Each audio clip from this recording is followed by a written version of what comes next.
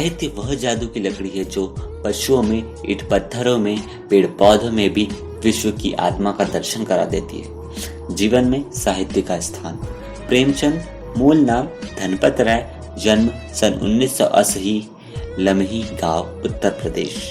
प्रमुख रचनाएं सेवा सदन, प्रेमाश्रम, रंगभूमि, निर्मला, कायाकल्प, गबन, कर्मभूमि, गोदान, उपन्यास सोजे वतन, मानसरोवर 8, खंड में, गुप्त धन, कहानी संग्रह, करबला संग्राम, प्रेम की देवी, नाटक, कुछ विचार, विविध प्रसंग, निबंध संग्रह, मृत्यु सन 1936। नमक के दरोगा कहानी के नायक पात्र मुंशी बंशीधर है, जो एक निर्धन और गरीब परिवार के सदस्य थे और परिवार की एकलौती कमाने वाली व्यक्ति थे। किस्मत से मुंशी बंशीधर को नमक विभाग में दरोगा के पद पर नौकरी मिल जाती है। उन्हें अतिरिक्त आमदनी के बहुत से मौके मिलने लगते हैं, क्योंकि उस समय भ्रष्ट लोगों के लिए नमक विभाग एक बहुत सही स्थान था। मुंशी बंशीधर के वृद्ध पिता भी अनेक नसीहतें देते हैं और उनके सामने गरीबी भी एक कई बड़ी समस्या करती है, लेकिन बंशीधर अपने ईमान पर डटे रहते हैं। अकस्मात एक दिन उन्हें नमक की बहुत बड़ी तस्करी के बारे में पता चलता है। बंशीधर तुरंत वहां पहुंच जाते हैं।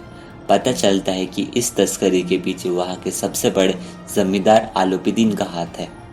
इससे पंडित आलोपीदीन को बुलाया जाता है।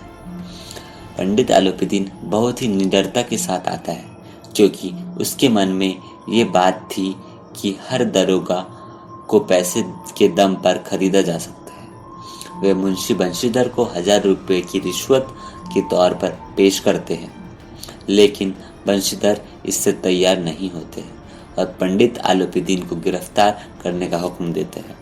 इससे रिश्वत की कीमत बढ़ती जाती है और यह कीमत 40,000 रुपये तक पहुंच जाती है, लेकिन मुंशी जी का ईमान अब भी अडिग रहता है और पंडित आलोपीदीन गिरफ्तार हो जाते हैं। पूरे शहर में पंडित आलोपीदीन की काफ़ी बदनामी और बेइज्जती हो जाती है। इसके बावजूद पैसे के दम पर पंडित जी अदालत से बरी हो जाते हैं और अपने रसूख के मुंशीधर बंशीधर को नौकरी से भी हटवा देते हैं। अब मुंशी बंशीधर की मुसीबतें और बढ़ जाती है।